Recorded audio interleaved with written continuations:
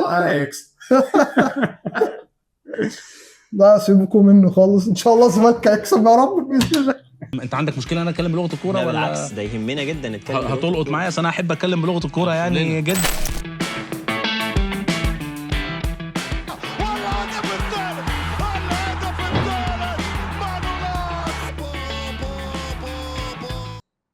انا خايف. انا خايف يا ابني. يعني مش عارف ايه يوم الجمعه ده عايز مننا ايه يعني. مش عايز اتكلم والله. يا اخي ده ايه ده يا اخي؟ يعني برضه فاينل يوم 27 ويوم جمعه، ما تضربونا بالنار احسن. بجد والله مش مركز ان هو 27 كمان. طب انا عايز اسال سؤال، يعني السوبر قال لك كان المفروض هيتلعب بعد السوبر الافريقي هيتلعب السوبر المصري اتاجل، والدوري المصري اتاجل. الماتش ده حبك يعني؟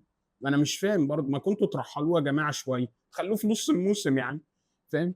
يعني هنبدا اول ماتش في الموسم بلعيبه كلها جايه جديده، ما حدش فيهم هيلعب، فاهم؟ هيلعب بنفس التشكيل القديم، ما فيش غير محمد حمدي او بنتاج واحد فيهم هيلعب في الشمال مثلا، يعني فاهم؟ لا ما ميعاد الماتش زباله بالنسبه لنا، زباله. لا يعني بصراحه. طب انت يعني او يعني هتلاقيني ساكت. انت ساكت مش عارف تقول ايه. طب انت شايف يعني الفرق بين سكوادنا وبين سكواد الاهلي الفرق كبير ولا ايه الدنيا؟ انا شايف بصراحه ان الفكره كلها مش فروق سكواد، يعني المشكله في الزمالك والاهلي مش فرق ان ده سكواد احسن وده سكواد اقل وده كذا. انا شايف ان المشكله كلها في الزمالك نفسه. الزمالك نفسه انا ما اثقش انه يلعب طنطا دلوقتي بجد، يعني بتكلم بجد فعلا. يعني الفكره ان الزمالك سكواده يعني احنا مش مساله بقى سكواد، احنا عندنا نقص كده كده في المراكز اساسا. عندنا لو يعني مثلا لو انت دلوقتي صحيت الصبح مثلا قال لك اصابه اسامه عبد المجيد ولا لا بلاش بقى اسامه عبد المجيد، المسلوسي، هتعمل نعمل هيبقى موقفنا ايه؟ مصطفى الزنير يا نهار اسود، خلي بالك عنده. بلا نلعب. لا بص، هو مصطفى الزناري الناس دايما بتنتقده، بس هو عنده ميزه بصراحه، عنده ثبات مستوى وعلى طول وحش. يعني فاهم، هو على طول وحش.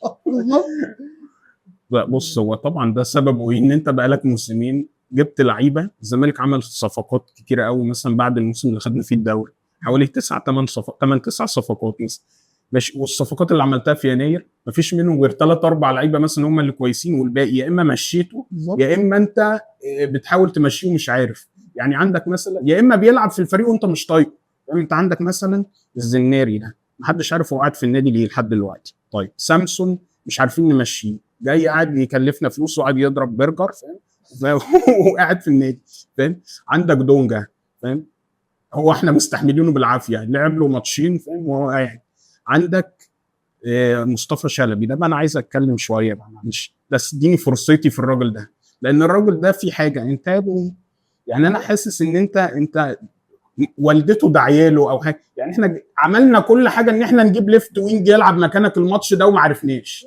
بن شرقي قالوا لك خلاص جه والناس فرحت ومش عارف ايه، وكل المواقع نزلت وانت وانا نزلت وفرحنا ومش عارف ايه.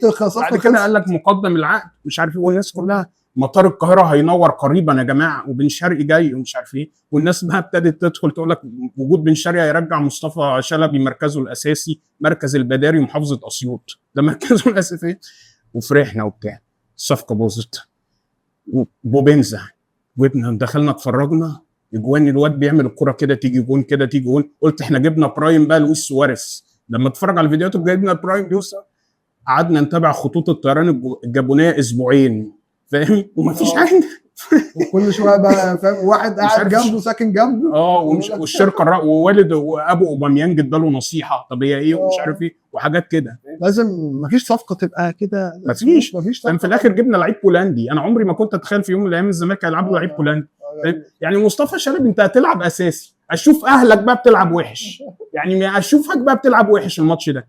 ان شاء الله ما بلعبش اساسي. هيلعب، ما فيش حد هيلعب. مش عايزه يلعب بصراحه. هنتكلم في التشكيل وهنتكلم في هنعمل ايه وراي كل واحد فينا ايه الفرقه اللي تلعب واحسن 11 لينا. هو الاهلي بقى الناحيه الثانيه جاب صفقات، بس احنا دلوقتي نتكلم عن الصفقات. الصفقات يعني دي لازم الاهلي جاب صفقات واحنا جبنا صفقات وبنحاول نقيد الناس دي قبل المباراه دي عشان يلعبوا المباراه دي. وخلاص هنشوف بقى هيلعبوا ولا لا، ولا جوميز برضه ولا جوميز برضه هيعتمد انه يشيلنا يعني فاهم هو يعني مش عارف، هنشوف. انا خايف بصراحه. انت طب الصفقات مثلا جبنا عمر فرج، او مثلا تحب تبدا بمين؟ تبدا ببنتايج ولا بعمر فرج؟ انت عايزه نبدا بمين؟ لو انت يا باشا، انت الراجل اللي عارف. نبدا بنتايج ماشي. نبدا بنتايج من وجهه نظري. انا اتفرجت له على يعني كده اغلب اللعيبه اللي الزمالك جابها من الاخر ما حدش يبقى عارف مثلا تفاصيل حياتهم ولا ماتشاتهم، ما شفناهمش في الدوري، ما شفناهمش في مره بيلعبوا كتير، لكن احنا بنحاول ان احنا شفنا اللعيبه دي مثلا بتلعب فين وتتبعناها وشفنا. ف بنتايج انا شفت له ماتشين مع قدام الاهلي قبل ما يحترف. خلاص لعيب من وجهه نظري عنده مميزات وعنده عيوب، لكن الاهم ان انت ازاي تستخدم الراجل ده. ان الكلام اللي كان عليه من اول لما جه كلام غريب جدا، ان هو مثلا لعيب اللي هو انت جايبه مش يعني جايب ان هو جوميز مش هيعتمد عليه، وان هو اصلا جوميز بيقول لك انا مش عايز يلعب. كلام طلع كده. طب الكلام ده صح ولا غلط؟ والجماهير بدات تخاف ومش عارف ايه. لكن الصراحه انا ما شفت اللعيب ده، سواء هو عليه فيديوهات كتير جدا على النت، فكره ان هو عاملين له سكاوتنج حوالي اكتر من ساعه، سكاوتنج ساعه. وفي ماتشين الاهلي اللي انا اتفرجت عليهم كاملين لما كان في قبل ما يحترف بالظبط. ففي وجهه نظري اللعيب ده عنده مميزات ان هو كدفاعيا لعيب بيدافع بشكل كويس جدا.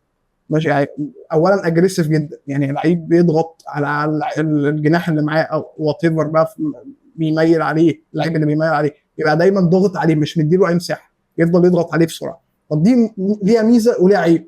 الميزه اللي انا هتكلم عليها ان هو فعلا لعيب اللي هو يعني انا هدخل عليك على طول، مش هقعد بقى استنى ولحد ما يحصل عليا دبل اب مش هحلق بالظبط، مش هحلق لحد ما يجي لي دبل اب من مثلا الظهير يطلع عليا يعمل اوفر راب عليا فيبقى 2 على 1 والجناح ما يكونش مساند معايا. لا انا مش هديك فرصه، انت بتستلم هضغط عليك. المشكله فين في الحته دي؟ ان هو مع ان هو اجريسيف جدا، ان هو بيطلع بره مكانه بسهوله، يعني مش بيركز ان انا سبت مكانه بالظبط كده. انا ضغطت على شريف بيلعب عليا اهو، انا ضغطت عليه فاهم، هفضل اضغط عليه واسيب سايب مكاني في ظهري مش اخد بالي ان في مساحه في ظهري، فسهل جدا يطلع بره اللعب بسهوله. لو واحد زاد معاه ريح عليه واداله بصه من ورا سهل جدا.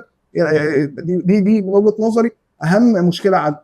طبعا برضو مش احسن حاجه في الكرات العاليه في رايي، ان هو دي التغطيه العكسيه. بالظبط التغطيه العكسيه في الكرات العاليه مش احسن حاجه هو لكن هو سريع في رايي، بيعرف مميز جدا جدا جدا في فكره ان هو يتحرك من ورا لقدام، في فكره ان هو يضرب خطوط السايد. يعني انت مثلا لعيب، انت مثلا مركز مكانك في حته، لو انا قاعد دي بايماجن فيها او بتخيل فيها شكل كبير عبد الله السعيد، يعني مثلا تتكلم ان عبد الله السعيد فجاه مثلا الراجل ده الجناح ضم بتاعنا لجوه، وفجاه مثلا بنتاج ده قرر يجري، فجاه قراره الجري ده وان هو يعمل زياده من ورا لقدام دي ويكسر بقى خط هو عبد الله كان بيعملها كتير اصلا بالزبط. في الانديه اللي لعبها ده هيبقى حلو جدا فيها. انما نيجي بقى للحته الاخيره اللي انا عايز اتكلم فيها وابقى خلصت كلامي واديك المايك في حته ايه، ان هل لما بقى يروح للحته الاخيره اللي هو احنا عايزين نوصل لها، اللي هو ما يوصل ان هو يبقى عنده مجال للرفع، هل هو مميز فيها؟ في رايي بناء على اللي شفته في رايي ان هو مش مميز فيها لكن مش وحش، يعني هو مش مميز فيها لكن مش سيء.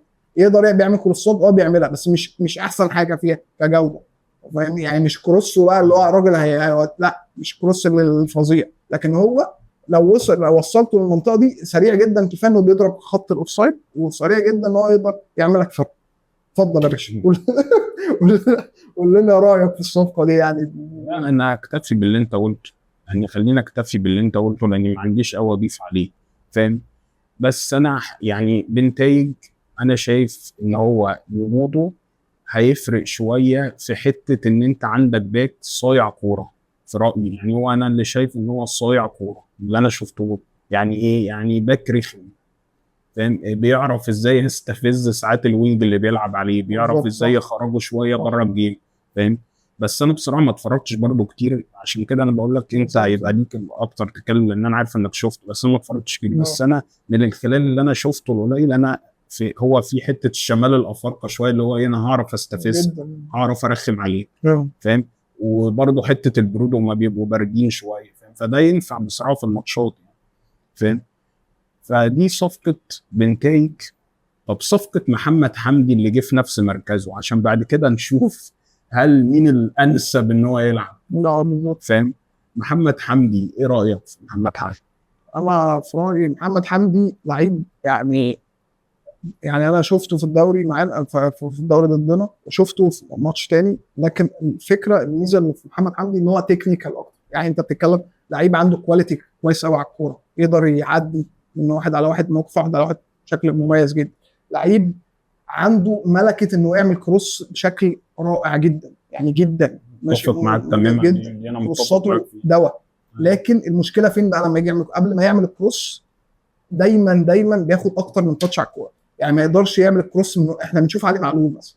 علي معلول ده رعب، مصدر رعب. الحمد لله مش بالظبط، احسن حاجه الحمد لله. ده مصدر بالنسبه لي ده، يعني انا بتكلم بصراحه ده اكتر لعيب بيرعبني في الاهلي، ولا بقى امام عاشور ولا مش عارف مين ولا الناس اللي هو يعني نتكلم عنهم شويه، بس انا علي معلول ده علي معلول من اول ما الجهات الهجوميه ودفاعيا ميزته بصراحه الفظيعه جدا ان هو مفيش وان تاتش على طول، كروس وهمي ما بيلحقش المدافع يشوف الكوره اصلا، مش يرياكت للكوره، لا ده ما بيلحقش. انما الراجل ده بقى محمد حمدي بتاعنا بصراحه بياخد اكتر من تاتش على الكوره، فاول ما تيجي لازم يستلم وبعدين يرفع عينه وبعدين يلعب الكوره، دي هتاخد وقت. بس هو برضه لعيب صغير في السن، بالظبط هيتطور. يعني وطبعا ما نيجي نتكلم دفاعيا، لا فرق، انا من وجهه نظري فرق كبير جدا بينه وبين منتاج، فرق كبير يعني. أنا صعب يلعب على الاهلي، صعب يلعب، مش عارف، مع ان في ناس كتير بتقول لك محمد حمدي، يعني انا الناس قاعده ترشح، يعني فاهم؟ الناس في ناس كتير بتحط تشكيل الاهلي من وجهه نظري، بس حتى مع انبي كان بيلعب لما بيلعبوا ثلاثه ورا، يعني صعب تلعب باربعه، صعب تلعب انت الماتش ده المفروض انك اول حاجه تركز فيها ان انا عايز اقفل. بالظبط، لازم ان انا ما استقبلش جون، انا مش نازل اهاجم. بالظبط، يعني انا اندر دوج في الماتش، لازم اعترف كده، طبيعي، مش لازم واندر دوج وعندي فكره ان انا اقدر اكسب عادي. ايوه، يعني انت هتدافع، بس انا في نفس الوقت هيبقى عندي بلان ان انا هوصل للجون بتاع الاهلي، بس لازم اهم حاجه ان انا ما ادخلش، ما اتاخرش في النتيجه بصراحه. انا شايف بنتايج هو الانسب ان هو يبدا، ولا عبد الشافي الراجل ده كل شويه نفسه يعتزل لا ما تعتزلش دلوقتي، استنى شويه. الراجل بقاله موسمين، فاهم؟ كل شويه عايز يحصل كارثه كونيه، حصل ايقاف قيد مره السموسم اللي فات، قال لك شيكابالا قال له والله ما هتمشي المره دي، الموضوع فتوح حاجه قال له انت موجود معانا، ربنا يكرم ربنا يكرم، خلي الراجل يريح شويه يعتزل، بس بصراحه اسطوره يعني مع شوق طبعا. طيب ننتقل للصفقه التاليه، وهي بس اقول لك بقى عشان انت الراجل تبدا الاول في عمر فرج. عمر فرج انا بعت لك على الواتس، انا فاكر قلت لك عمر فرج وكده، انت قلت لي ده وحش، قلت لك ده ايه، ده المهاجم اللي احنا جايبينه، اتفرجت له على فيديو كده، هو ده المهاجم اللي احنا جايبينه، مفيش اي حاجه، ولقيت سنه طبعا 20 سنه، يعني مفيش اي مؤهلات.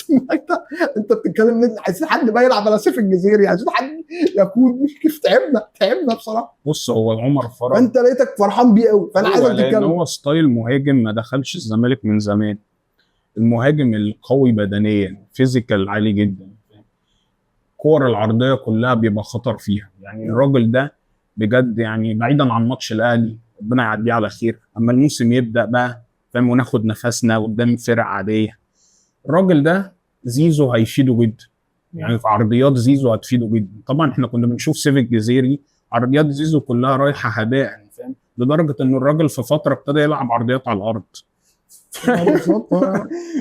لا وسيف الجزيري مشكله ان هو لازم يعني انت فاكر مثلا مصطفى محمد كان زيزو بيديله عرضيه، الواد بيطلع يركب الكوره، فعمر فرج لا عنده الحته دي، فهيستفيد. احنا عندنا لعيب زي زيزو بصراحه انا شايف ان احنا ما بنستفدش منه بصراحه، ما بنستفدش منه، لان انت الميزه الكبرى اللي عنده انت ما عندكش مهاجم، فاهم؟ انت عندك مهاجم زي سيف الجزيري، فاهم؟ هو ميزته الوحيده ان هو لو فرقه بتلعب هاي لاين ان هو سريع بس، فاهم؟ وهو سريع وحتى مش هيروح يجيب جون، فاهم؟ يعني انا من الحاجات اللي هتكتب في التاريخ ان احنا في ماتش كسبنا الاهلي الراجل ده جاب جونين في الاهلي، ما اعرفش ازاي. حاجه تانية عندك لعيب زي ناصر منسي، فاهم؟ ده بيجيب جوان بالقسط. فاهم؟ ده بيجيب كل 3 سنين جون. فانت فعلا مش مستفيد من زيزو. ما الراجل ده عندكش مهاجم، ما عندكش اي مهاجم فيهم حتى بيقدم مستوى ثابت، تحس انت مطمن وانت بتلعب. يعني سيف الجزيري دايما في النص الثاني من الموسم بيتحول، بتلاقي حاجه فجاه كده تلاقيه عمل ماتشات غريبه. فظيعه. بعد كده بقى وخلي بالك لازم نقول حقيقة السنه اللي فاتت سبب من اسباب الكونفدراليه هو الجزيري. دي حقيقه. هو خلي بالك في يعني هو كسبنا بطولات بصراحه. حتى الدوري بتاع فريرة، الدوري بتاع فريرة النص الثاني الموسم كان شغال اجوان، مش عارف في بيراميدز جون، مش عارف روح في الجون اجيب جون. فاهم؟ ماتشات كتير ورا بعض جوان. مش عارف، نفسي افهم يعني. عارف وكمان تلاقيه بيجيب جوان غريبه. يعني انا فاكر له جون في البنك الاهلي مره من كان حكيت ومشاي، كنا خسرانين الماتش ده 1-0 وهو اللي قلب الماتش جاب جونين. انا نفسي افهم يعني ايه امتى يعني النقطه اللي هو بيقول انا هبقى مستوى حلو النهارده. يعني مش عارف ايه اللي بيحصل. مش عارف والله بجد لعيب غريب. يعني هو امكانياته حلوه والله بجد. هو اصلا يعني امكانياته فعلا حلوه والله. يعني لما بيبقى في حالته امكانياته حلوه. هو لما بيبقى يعني هو بجد بيعمل فرق. ان انت في النص الثاني من الموسم جبت لعيب تاني. بالظبط. وكمان خلي بالك في حاجه كمان، الراجل ده تقريبا على بعد 10-11 جون ويبقى الهداف التاريخي للزمالك كمحترفين. انت متخيل؟ فهو يعني هو فعلا ده من اللعيبه اللي انا عجزت عن وصفها. هو كويس وهو عشان انا مش عارف. المهم نرجع لنقطه عمر فرج. فانا بقول لك عمر فرج مهاجم قوي جدا بدنيا. فاهم؟ لنقطه عمر فرج انا بقول لك عمر فرج هو مهاجم ستايل مهاجم مش ما دخلش الزمالك من فتره. المهاجم الرسمي قوي بدنيا. فاهم؟ هداف. فاهم؟ فانا عايزك بقى انت تقول لي ايه رايك في الصفقه دي. نتكلم عن عمر فرج. انت طبعا زي ما انت قلت، انا لما جيت اقول لك على عمر فرج، كان اول ما شفت له فيديوهات بصراحه ما شدنيش، لان ما فيش اجوان كتيره، ما فيش حاجه تبين كده. ولعيب عنده 22 سنه، بقول لك انا عايز خبره، عايز لعيب بيسجل اجوان. احنا من امتى عندنا كده؟ فانا قلت بقى ايه، طبعا هتلاقي ناس كتير جدا بتتكلم، هتلاقي ناس بتتكلم مثلا احصائيات، ناس بتتكلم مش عارف ايه. انا بصراحه ما اعرفش. يعني انت يعني عرض الاحصائيات دي مهم قوي ان انا افهم الكونتكست. يعني الاحصائيات دي فين وازاي وليه. فانا بصراحه فكرت في عمر فرج ده بطريقتين، ان انا عشان اشوف الموضوع اشوفه اول حاجه في حاجه واحد يعني مجهول بالنسبه لي. فشفت واحد بيحلل بره، راجل سويدي، راجل لقيته كان بيلعب في الدوري السويدي. بالظبط. لقيته بقى لقيت راجل عامل مقال تحليلي على تكتيكال فوتبول اناليسيس. راجل بيتكلم عن الفرقه، وبيتكلم عن من ضمنها بعد اول 5 ماتشات، بيتكلم عن الفرقه بعد اول 5 ماتشات، وبيتكلم عن عمر فرج من ضمن الكلام عنه. اتكلم عن عمر فرج بعد اول 5 ماتشات، اتكلم عن عمر فرج. فنيجي نبدا ده باول صوره وعادي. اول صوره كده زي ما انت شايف هنا، هتلاقي ان الراجل بيعرض خريطه الحراريه فبعد اول 5 مباريات لعمر فرج وللمهاجم الثاني اللي هو بيتوس. ما علينا. المهم ان هو الفريق بيلعب، بيقول لك ان الفريق المهاجم في نفس الفرقه بالظبط. ده المهاجم الثاني. بمعنى الفريق ده بيلعب ازاي؟ بيلعب 4-4-2 اصلا. عمر فرج ده بيلعب ايه بقى؟ عمر فرج ده بيلعب راجل فولس لاين، او مش فولس لاين، يعني اللي هو المهاجم اللي تقدر عليه تقول اللي هو بيقوم بادوار الصناعه اكتر من ادوار التهديف. فدي حاجه شدتني ليه؟ لان الراجل ارقامه ما كانتش حلوه. يعني انا لما شفت ارقامه التهديفيه مش عاليه. فليه يعني ليه في الدوري ده مش عالي؟ فلما جيت ابص هنا لقيت الفريق اصلا بيلعب 4-4-2. الراجل المهاجم الرئيسي بتاعه اللي دايما في ال 18 هو بيتوز. عمر فرج ده بيقوم بادوار الصناعه. طب هل عمر فرج الراجل بيقول لك ايه بقى؟ الراجل بيقول لك ان عمر فرج الراجل ده مايل دايما، بيميل دايما ناحيه اليمين، وانه اكتر لعيب كرييتيف في الفرقه بعد اللعيب الثاني عند الاولاني عندهم اللعيب الجناح اليمين. فعنده الفريق عنده مشكله اصلا في الصناعه. ليه؟ لان كل الملعب تقريبا شبه زي عندنا كده. دايما ناحيه اليمين. لا عندنا زيزو بس.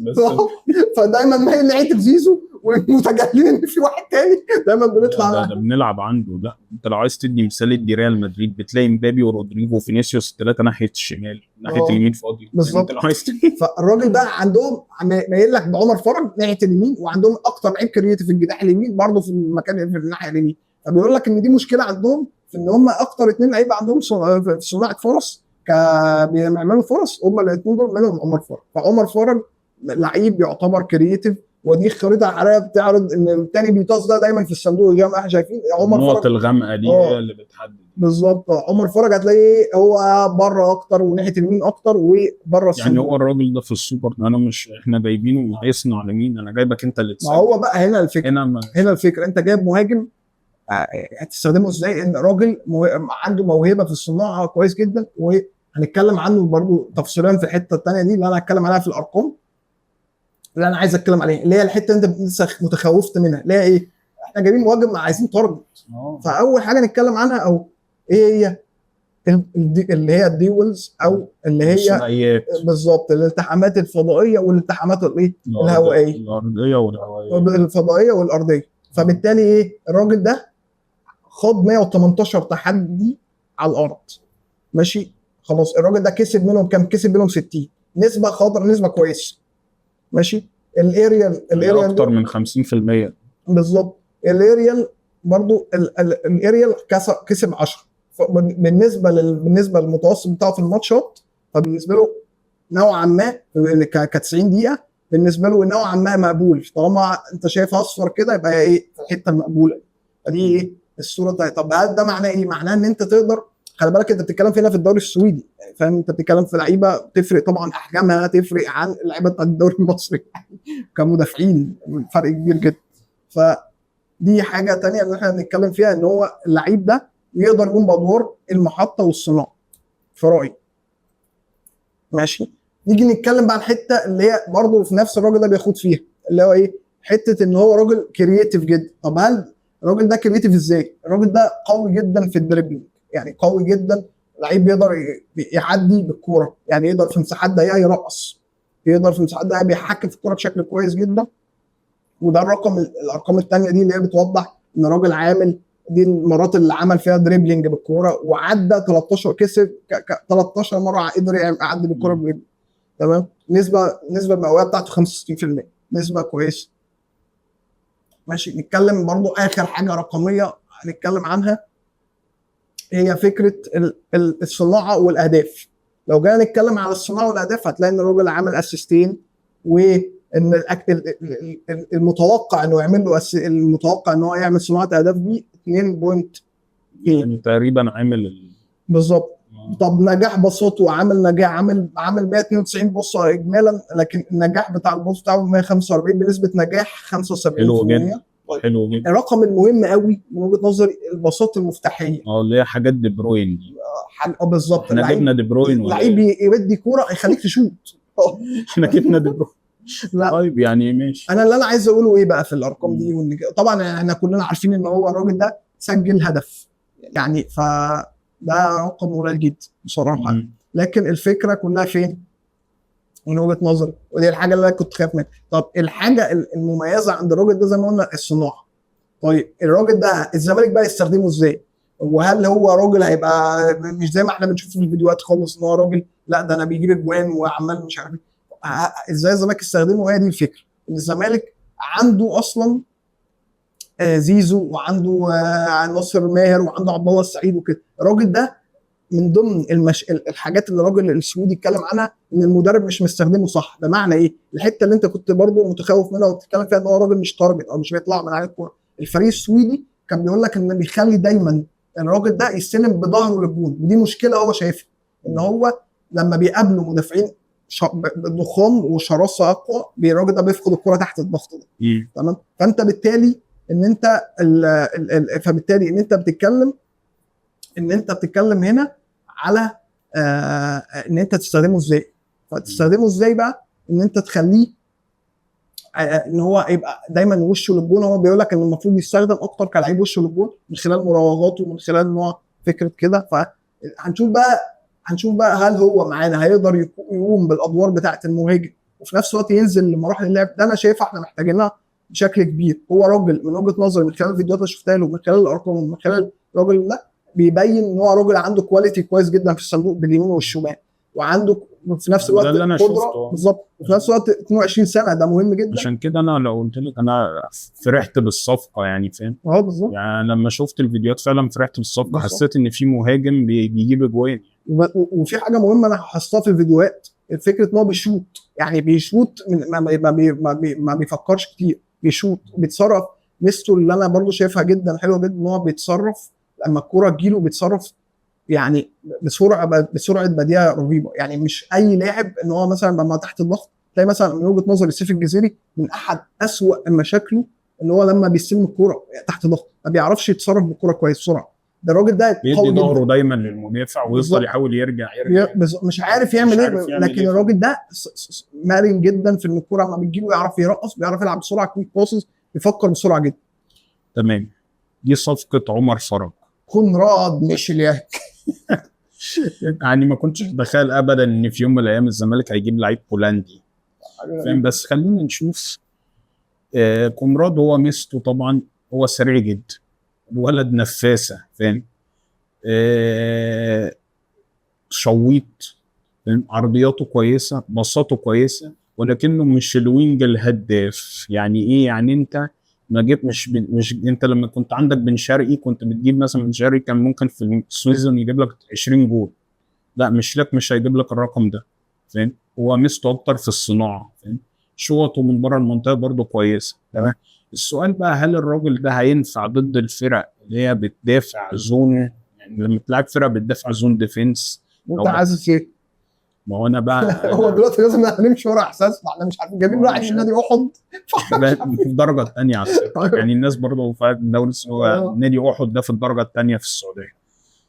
هو الراجل ده مش بيرقص بمهاره. يعني ايه؟ يعني هو مش بيرقص زي بن شرقي مثلا لما كان مثلا هيمتعك. يعني مش مثلا زي بن شرقي لما كان مثلا، انا اسف يعني بس مش قادر ما اقولهاش، اما كان بياكل محمد هاني نجيله، بس مش هيعمل كده ولكنه هياخدك بسرعته، هو بيرقص بسرعته اكتر، فاهم؟ فهو انا شايف ان هو ما يبداش ماتش ده، لان انا شايف ان الماتش برضه الاهلي ده كولر طبيعي. كولر مش من المدربين، هو الاهلي هو اللي اليد العليا وكده، بس كولر مش من نوعيه المدربين اللي هو بينزل يهاجمنا دايما، لا هو دايما بيبقى مركز ان هو قافل مساحاته بالظبط، صح، ما بيهاجمناش، فاهم؟ بيحاول دايما ان هو يلعب ان هو يخطفك بكره ثابته او يخطفك بتحرك لعيب معين، زي مثلا امام لما في ماتش الكاس اتحرك في لحظه معينه. يعني انت شايف في رايك ان يعني كونراد ده يبقى ليه وقت في الماتش؟ ليه وقت، ولازم على حسب ظروف الماتش. لو انت الشوط الاول طلعت كسبان، بعد اول على ربع ساعه من الشوط الثاني لازم كونراد، لازم. لو مثلا الزمالك وصل للدقيقه 60 وهو كسبان، يا رب يعني، لا ده هيبقى لازم تنزله، لان الاهلي هيفتح الراجل ده. لو الاهلي فتح الراجل ده هيتعبهم جدا، فاهم؟ هيتعبهم جدا. فطبعا ده السيناريو الامثل مثلا للزمالك، ان هو لو طلع متقدم مثلا الشوط الاول او حاجه، فاهم؟ لكن ما يبداش. انا شايف انه ما يبداش. انا متفق معاك بصراحه. انا شايف ان يعني انا اتفرجت على كونراد ده في ماتشين يعني برضه. ماتش كده مع احد في الدرجه الثانيه كده، ماتش كده لقيته يعني اتفرجت عليه وقعدت اتفرج عليهم صراحه كان ماتش متعب صراحه. دوري الدرجه الثانيه السعودي صراحه ماتش متعب قوي يعني، صعب. هتلاقي نادي نجران والانديه دي يعني لعب الكوره صعب صراحه، يعني ما عجبنيش صراحه خالص. انا حاسك مش متفائل بالصفقه. لا وانا مش متفائل بالصفقه. لا وانا شفته بصراحه، اتفرجت زي ما بقول لك ماتشين. فاللي لاحظته عنده ان هو راجل مكنه اوتبوت. يعني ايه مكنه اوتبوت؟ برضه مهم جدا. يعني ايه مكنه اوتبوت؟ يعني مش هو راجل مكنه اوتبوت يعني هيلعب على المرمى، مش هيلعب على المرمى وعنده انتاجيه على المرمى، لكن انتاجيته على المرمى دي جودتها ايه؟ دي هنتكلم فيها القصه دي. لكن هو بينتج على المرمى. معنى ايه؟ انا راجل وصل على الخط انا هرفع، يعني فاهم؟ انا وصلت على الخط هرفع بيمينه وبشماله، بيرفع حلو جدا. يعني بيرفع الكرة بتبقى فعلا بيعمل خطر، يعني بيعمل خطوره على المرمى، اي واحد يقابلها يحطها جول مش عارف ايه. فهو بيجري بسرعته، بيقدر يلعب بشماله وبيقدر يلعب بيمينه. طب دخل له جوه هيشوط، فاهمني؟ انما الكرييتيف بقى، الكرياتيفيتي مثلا لو انا مثلا دخلت لجوه، ساعات مثلا تلاقي زيزو جاي عامل لك بصه كده حلوه جدا، طب عامل لك جاي عامل رفعه تكنيكال رهيبه جدا للواحد من بعيد شايفه. برغم ان زيزو بيستخدم برضو تفصيله كبيره جدا من ادائه السرعه في ايوه. لكن كونراد لا، انا هشتغل سرعه، هعمل السرعه بتاعتي واقوم جاي رايح هطلع بقى اوتبوت رفعه، اوتبوت شوطه، اوتبوت دايجونال، كره دايجونال برضه ارضيه. لكن الجوده بقى الموضوع ايه اللي شفتها بصراحه خضتني جدا في ماتش اللي في ده كانوا بيلعبوا في النصر السعودي في الكاس. شفت ماتش برضه كده كان بيلعب الراجل كونراد ده، كان بيلعبه مهاجم. ماشي، كونراد ده الراجل ده راح بكميه كور بكميه كور مع الحارس لوحده، ما تفهمش ايه اللي حصل له، بيشوط على المرمى وكل حاجه كان الكوره بتبقى بعيده جدا عن المرمى.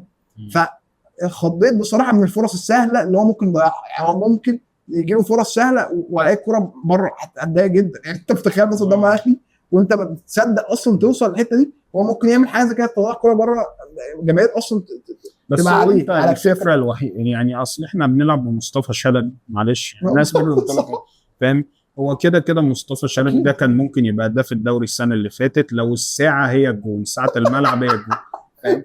لان هو كل شوطه هنا، فاهم؟ والله العظيم فاحنا كل شوطه. انا ما معناش فلوس وبنتنك كده. بصراحه يعني مصطفى شلبي بجد والله انا نفسي حد من اللعيبه ياخد اهو الجون اهو، يا الجون اهو، طب بتشوط في الجون اهو، فاهم؟ ده لا وابوس ايده كفايه الخط بيحضنه يا عم، خلاص سيب شويه سيب. بيدخل لجوه الماتش اللي فات بتاع البوليس الكيمي عبد الله السعيد اداله الكوره، يا ابني حطها ببطن رجلك في الجون، حاططها لي فوق على طول فوق، وما بيشوطش بين الثلاث خشبات خالص. المره الوحيده اللي شاطها بين الثلاث خشبات ماتش بيراميدز، اللي هو لما الجون بتاع الماتش خلص 1-1 ده، يعني في ماتش تاني برضه جاب جون في بيراميدز. بس يعني احنا فعلا مش هتفرق، لان انت بتلعب مصطفى شلبي هو برضه مش هيجيب لك حاجه. انا بس الحاجه اللي انا بصراحه اتكلم فيها برضه كل رده ان احنا برضه شفته حته مهمه جدا برضه الدفاع. خلي بالك ان هو برضه انا لاحظت ان هو يعني بصراحه طبعا ممكن يكون برضه النادي السعودي وكده، فهو دايما حاطين ان هو طبعا اكتر واحد اغلى لاعب عندهم واكتر لعيبه يعني معتمدين عليه في الهجوم اكتر وبتاع، فالراجل ما بيدافعش، يعني الراجل يرجع يدافع مش عايز يلتحق، يعني فاهم؟ انا خاف جدا برضه من حاجه زي كده. ليه؟ فاكر برضه لما الكوره اللي شاطوها من نص الملعب دي جت فينا جول في الماتش النهائي، في الماتش 27 برضه اللي هو ماتش القرن، ما بن شرقي ما ضغطش برضه، فمش عايز افكر، بس انا بقول لك يعني اللقطه دي لما شفتها ان هو مش في جون النصر السعودي كده من ضمن الاهداف اللي لك الكوره دي اصلا، يعني انا عايز اقول لك الجون ده بالمناسبه يعني هو الناس كلها الترند اللي طلع محمود عليه، الجون ده مش غلطه محمود عليه خالص خالص، فاهم؟ هو مش هو اكبر غلطه في الموضوع، بيرد الكوره يعني الراجل بيرد الكوره عادي، هو بس الفكره ان الراجل، لكن انا عايز كان في حته دي النصر جاب جون الحته دي الجون ده بصراحه فكرني، عمل لي فلاش باك كده وانا بتفرج واتضايقت. انت كده خليتني اقول ان كونراد ده ما ينفعش يلعب حتى بديل. لا هو بصراحه صفقه جاي صغار الموسم كله يعني، بس لازم نبقى عارفين ازاي نستغلبه. ومهم جدا انت دايما في رايي تجمع لعب في طرف تديها له في الطرف الثاني في مساحه. تخيل الراجل ده في مساحه في 1 على 1 مع حد محمد هاني مثلا، حتى الراجل ده لو لعب في ظهره وانت رميت له كوره مع عبد الله السعيد هيروح هو فيس تو فيس للجون، هيبقى رهيب. وبعدين برضه بيشوط بصراحه، اللعيبه دي اتجنست مع بعض. يعني هو الفكره كلها ان فعلا ان انت داخل على ماتش، للاسف انا بقول لك التوقيت سيء. يعني اللعيبه دي فعلا لو احنا بادئين الموسم ماتش دوري عادي، لما نلعب ماتش دوري عادي واللعيبه دي خدت 3 4 5 ماتشات مع بعض، فعلا الواحد يعني هتحس ان فعلا ممكن يبقى الدنيا احسن. بس الفكره ان الماتش ده انا اتمنى بجد يعني بالمناسبه ان الزمالك ما يتاثرش بنتيجه الماتش ده. يعني انت الزمالك كتير جدا اتدمر له مواسم بسبب ماتشات السوبر. احنا كنا في 2015 واخدين دوري وكاس، خسرنا السوبر ده الماتش بتاع 3-2. طبعا مرتضى منصور طلع بعد الماتش وقال لك فاشل ومش عارف ايه وفريرا ايه وبتاع والدنيا باظت جدا بعد الماتش ده، فاهم؟ فانا دايما ماتشات السوبر دي ما بحبهاش بالذات لما بتبقى في بدايه الموسم. فانا اتمنى فعلا الزمالك ما يعني نتيجه الماتش ده سواء كويسه او ايجابيه ما تديهاش اكبر من حجمها، كويسه او وحشه. بس تعالى بقى نخش تشكيل. هنخش هنقول التشكيل، نقول اللي احنا متوقعينه واللي انت تتمناه. شايف ان احنا نحلم بيه بقى طالما بنحاول نحلم، خلينا نحلم. طب قول لي التشكيل اللي انت شايف نبدا الزمالك، نبدا بمركز مركز. قبل ما اقول التشكيله بقى لا كلمه بصراحه ولا هنتقل للكاميرا عايز اتكلم بصراحه واقول حاجه للجماهير، يعني انا منهم برضه. الجماهير دايما عندها فكره انها دايما بتقوي المنافس علينا. بمعنى ايه؟ يعني دايما بيشوفوا الاهلي ده لازم نكبر المنافس ده ان هو فريق فظيع جدا، وانت هتقابل فريق وهمي وهنخسر 7 وهنخسر ارقام مش عارف ايه. ما فيش اي حد بيتكلم ان الفريق الاهلي ده بكل امانه شديده. لو اي حد اتفرج حتى على اي ماتش، اتفرج على اخر ماتش يا عم جورمايا، اتفرج على اي حد الاهلي ما يخوفش، ولا الفريق اللي هو القوي، ولا الفريق الفظيع. كواليتي عادي يعني. بص هو ما فيش لعيبه في مصر اصلا بالظبط. يعني. هو لو الاهلي احنا بنتكلم ما ان هو يخوفكش. كواليتي اعلى منا لان احنا وحشين قوي. بالظبط، هي دي احنا وحشين قوي، نقطة. انت ركز، مش عشان حاجه، انما الاهلي انا بالنسبه لي والله فعلا هم 4 ركز على نفسك. ايوه شوف ايه المشاكل. انت عندك مشاكل بالظبط. لو لعبت يا ابني اي الاهلي فرقة. بيلعب بالسنتر باك رامي ربيعه. بالظبط، رامي ربيعه بالظبط. فاهم، لعيب من ايام التامين فاهم يعني. رامي ربيعه ده من ومحمد هاني ده ايام ما انا كنت في والله- ثانويه عامه. والله محمد هاني ده انا ما بعترف بيه اطلاقا، ولا أنا. ولا لو عمري ما شفت له حاجه عملها حلوه اصلا. نقول علي الزمالك معلول نهدى مثلا.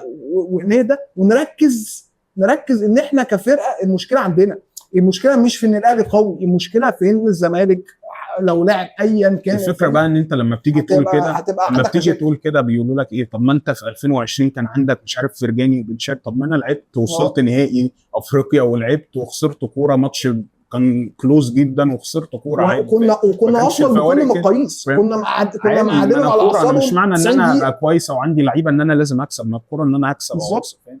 وبعدين السنتين اللي بعدها خدنا الدوري فاهم. فالفكره كلها ان انت فعلا الزمالك وحش قوي. الزمالك كواليتي اللعيبه فعلا ما تلعبش في انديه يعني فعلا متوسطه. لعيب زي مصطفى الزنيري ده فعلا ما يلعبش. ما ينفعش مع حاجه. ما يلعبش يا عم، انا بقول لك ما يلعبش في المصري. والله بجد والله ما يلعب في المصري. ما ينفعش خالص. وبعدين ما في، وعندك مشاكل في وسط الملعب. مش وحراسه المرمى احنا داخلين برضه بمشاكل فاهم. الزمالك عنده مشاكل طبعا، وللاسف انت مش قادر تتكلم كتير لان التركه اللي الاداره ورثتها عن الاداره اللي قبلها صعبه جدا. صعبه ومشاكل غير طبيعيه.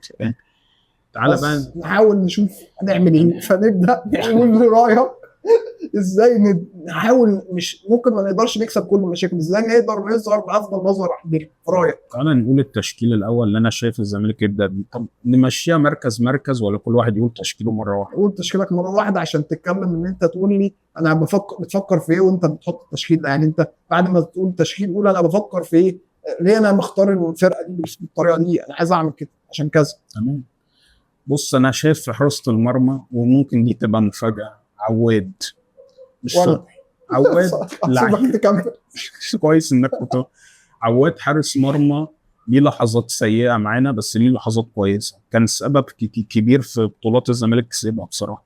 تاني حاجه لعب ماتشات كتير قدام الاهلي وكسب منها ماتشات فاهم. زي مثلا ماتش الدوري الاخير، ماتش نهائي الكاس فاهم اللي هو بتاع فريرة.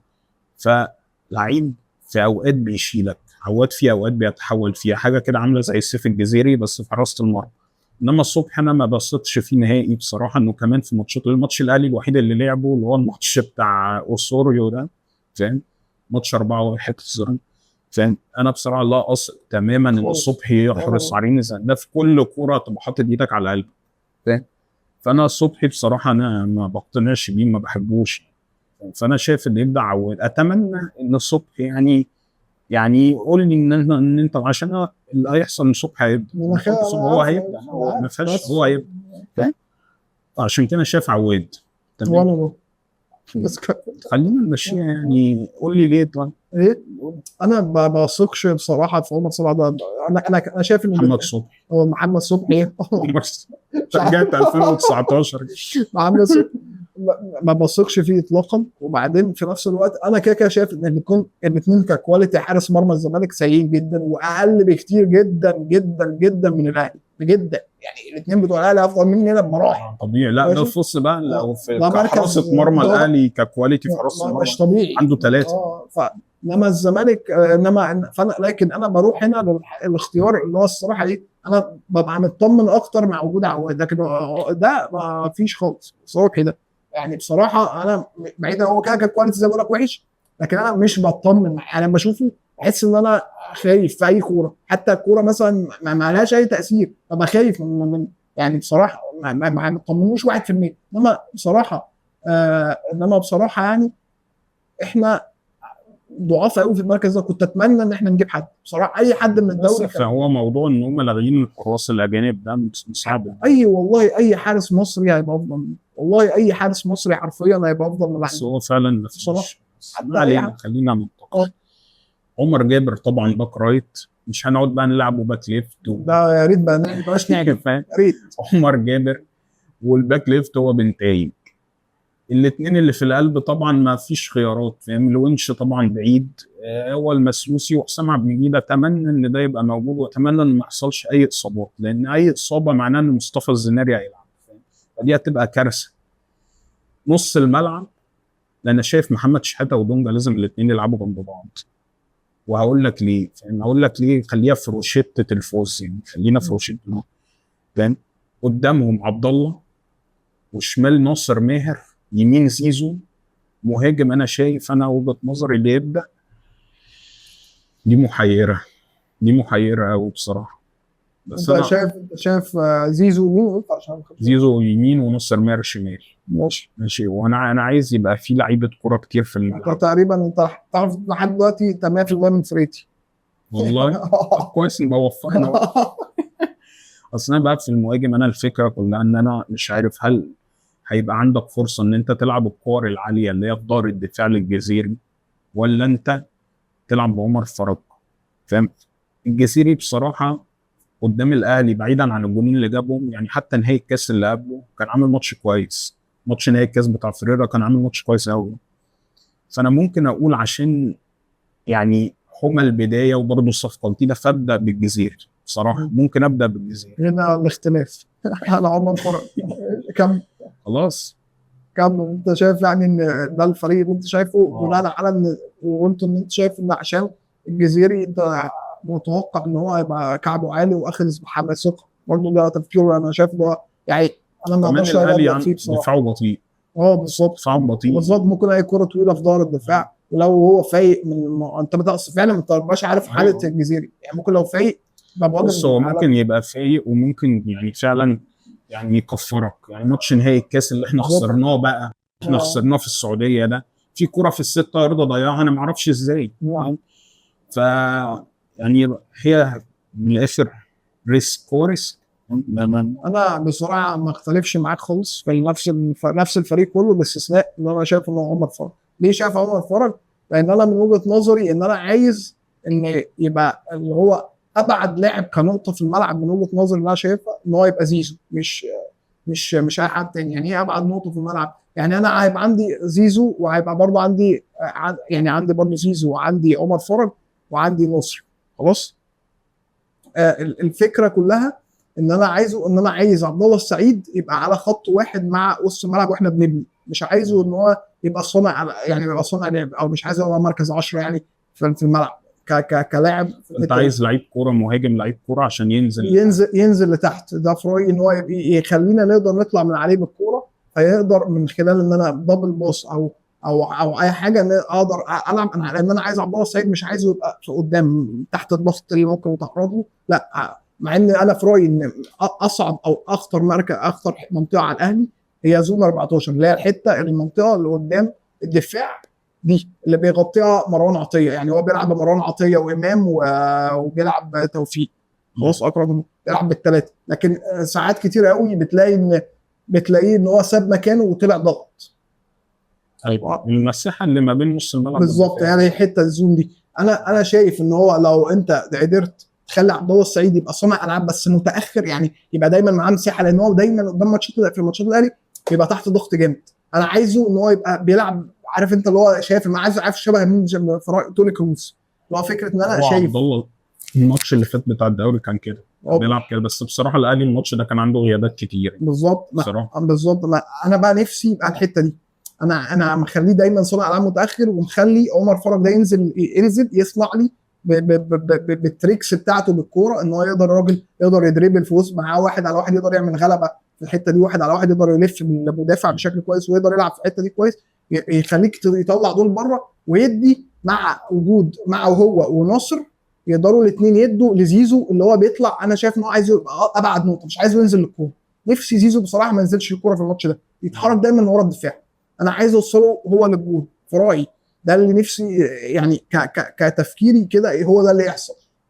ده بالنسبه لو انا بتكلم على المرتدات. طب لو انا بتكلم وانا بخرج بالكوره، عايز عبد الله السعيد ده ليه ورا، يعني في الخط ده عشان يبدا ينزل لي لتحت، يبدا يعمل لي غلبه. ساعات لو الاهلي ضغط باثنين، يعني اللي بيقود الضغط في الاهلي مين؟ امام عاشور في رايي. هو مثلا لو الاهلي طلع يضغط، هتلاقي امام عاشور طلع مع المهاجم ضغطوا على المدافعين، بقوا اتنين لعيبه على 2 مدافعين بتوعنا. فاحنا عايزين ساعتها ان يبدا واحد ينزل، سواء دونجا سواء عبد الله السعيد، ينزل للحته دي، ويبقى عندي واحد ما بين الخطوط يقدر يلعبني. يعني لو دونجا نزل بقى الثالث ورا في وقت البناء مثلا، انت بقى عندك 3 وتقدر تطلع عبد الله السعيد زون، ويبقى عندك واحد تاني في الحته دي يقدر برضه يلعب. لكن محمد شحاته لو اتلعب في الحته دي مش عارف ياخد قرارات بالكره احسن من عبد الله السعيد، فاهمني؟ فده في رايي. بالاصل ان بقى لما تيجي تهاجم تخلي زيزو يسيب الطرف لعمر جابر في زياداته، زي ما الكره اللي عملها كده بشماله، المره دي يعملها بقى ان شاء الله بيمينه، يقابلها مثلا عمر فرج اللي يبقى بيجي له من بره لجوه، او مثلا بيبقى اي حد يقابلها، مثلا ناصر مثلا وزي في منطقه عبد الصعيد من بره ككات باك مثلا، تلعب الكره بره عرضيه لبره، وهكذا يعني. فده في وجهه نظري افضل حاجه انا شايفها. طبعا ده انا مش متوقع تماما التشكيل ده اللي هيبدا، يعني متوقع حاجه ده. خليني اقول لك انا ليه قايل ناصر ماهر يلعب في الشمال وليه عبد الله يلعب وشحاته والناس دي. انا شايف ان في ناس دايما بتقول لك جمله، بيقول لك ان جوميز تلميذ فيريرا. انا بصراحه شايف الجمله دي غير صحيحه، لان انا شايف اسلوب مختلف تماما. وانا فيريرا كانوا اول حاجه بيحب ان هو يدافع، ان هو يخنق الملعب جدا على الخصم، بيقسم الملعب بلوكات، كل لعيب ليه مساحه معينه ما تخرجش منها، لدرجه ان الناس اللي لعبت معاه زي مثلا حماده طلبه كان بيقول لي لو انا معايا الوينج والوينج نزل لتحت ما تنزلش معاه، سيبه، فاهم؟ يعني هو كل لعيب ليه مساحه معينه. الراجل جوميز ده مختلف تماما، هو اصلا ما بيحبش يدافع كده، هو بيحب يدافع بالكوره. يعني ايه؟ انا همسك الكوره وانقل كتير، ما بحبش ان انا ادي الخصم الكوره، فانا عايز لعيبه كوره كتير في الملعب. وانا برضه عشان كده برضه بالظبط، انا عايز ناصر ماهر يبقى موجود، عايز عبد الله موجود، عايز شحاته يبقى موجود، فاهم؟ وكمان عايز ابعد عن دونجا في البناء، لان دونجا بيغلط كتير قوي في الباصات، فانا عايز يبقى حواليه ناس كتير بتلعب كوره بصراحه. وبرضه وجود عبد الله مع ناصر وانت تلعب بدونجا، انا في رايي دونجا اولا مستواه ضعيف جدا حاليا، قليل جدا، ماشي يعني فعلا كان سيء شبه ملط الماتش اللي فات خلاص، هو من اخر الموسم بالظبط بعد الكونفدراليه بالظبط، فهو سيء جدا. فانت دلوقتي لو انت بتلعب كمان، يعني انت تلعب بدونجا مع عبد الله السعيد، مع برضه السن النقط دفاعيا مش احسن حاجه، وتلعب كمان بنصر كصانع العاب، عندك لعيبه كتير جدا ما بين الخطوط. لو الناس اتفرجت على الماتش بتاع الزمالك، انا حتى بشوف ان هو ممكن يعمل فكره.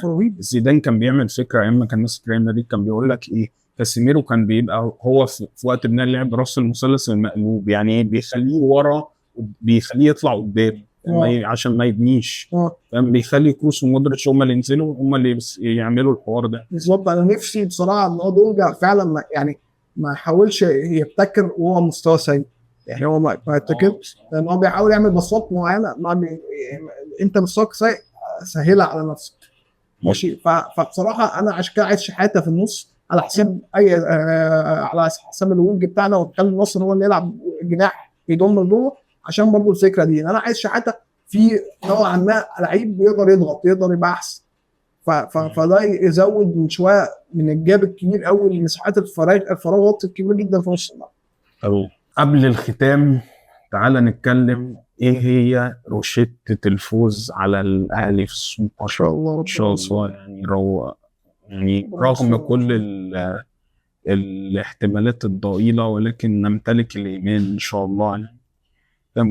والزمالك احنا كده كده معاه يعني ايا كانت العواقب ان شاء الله. شايف ايه النصايح اللي لازم يعني اللعيبه انت بص، اول حاجه بره الماتش خالص، انزل الماتش من الاخر بغل. يعني ايه بغل؟ العب كانك بتدافع عن شرفك، ما تلعبش اللي هو انا ما عجبنيش مثلا الماتش اللي فات مثلا اللي هو بتاع النهائي الكاس، شيكابالا لما راح سلم على امام، ما بحبش الحاجات دي في الماتشات الديربي. انا الديربيات كلها معروفه ان كلها خناقات، كلها ضرب، الماتشات دي بتبقى كده.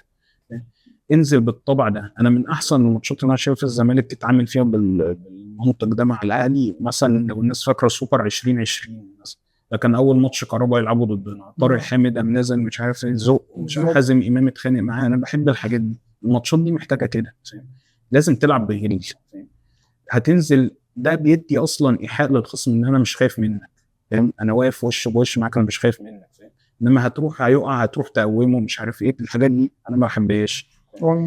انسى اللي عندي.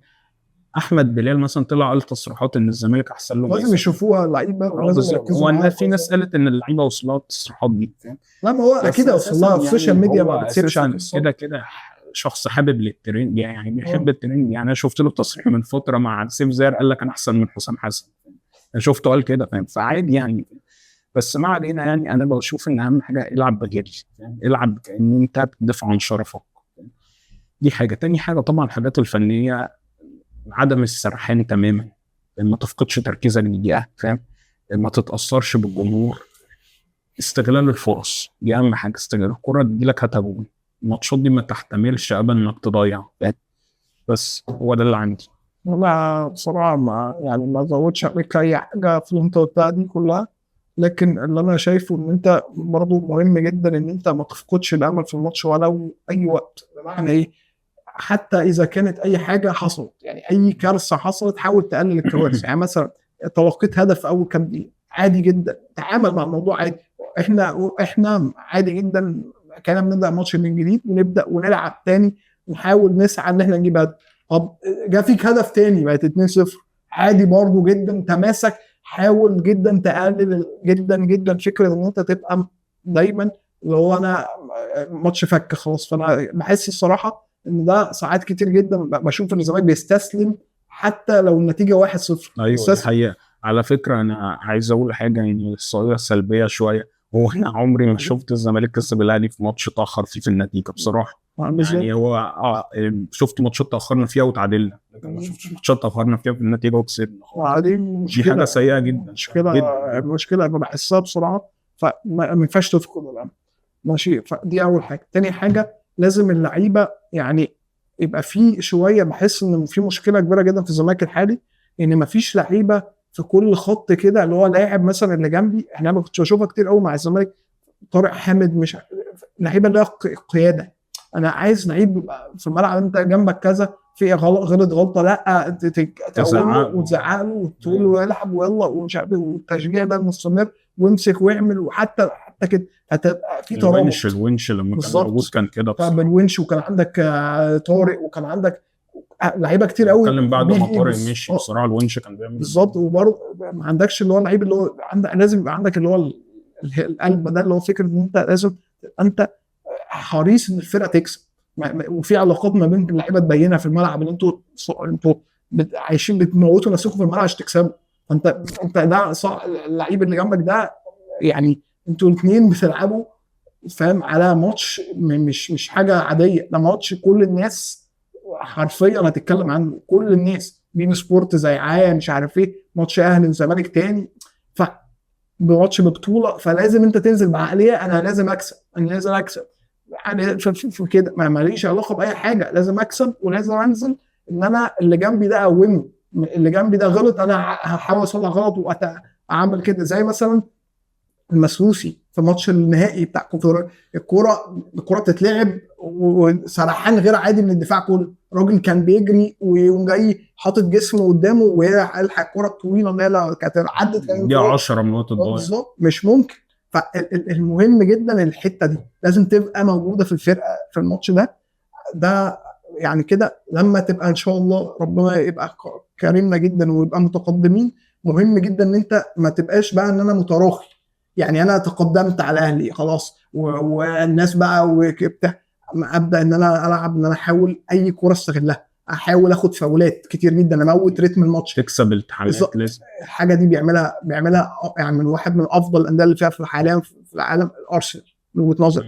لا فكره المنتاليتي دي مهمه جدا، عقليه. انا مثلا كده لازم اعرف ازاي اكسر رتم الماتش. يعني انا دلوقتي معاك كوره خلاص متقدم، احاول اموت الجيم.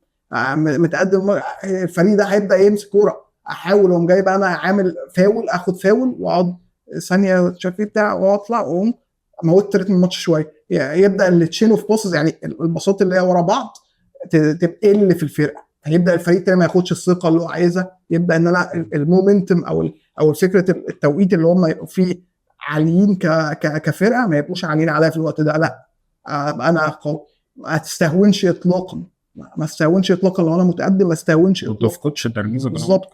فبس ان شاء الله ورب. يا رب ان شاء يا الله. رب يا رب. في نهاية الحلقة دي يعني كانت مختلفة، حاولنا نتكلم من قلبنا كزملكاوية، ده انتمائنا، ده النادي اللي احنا بنحبه وهنفضل معاه طول حياتنا. بنحترم كل الناس وكل الأندية، بس ده انتمائنا احنا، فاتكلمنا من المنظور ده يعني. اتمنى ان شاء الله التوفيق للزمالك يا رب يوم الجمعة. ما تنسوش يا جماعه اللايك والشير والسبسكرايب للشانل، اي حاجه، لان يعني ده بيساعدنا جدا ان احنا نوصل يعني للناس. حتى لو اهلاوي اعمل. ان شاء الله هيكسب. لا سيبكم منه خالص، ان شاء الله الزمالك هيكسب يا رب بإذن الله. الراجل ده تعبان معانا. سلام.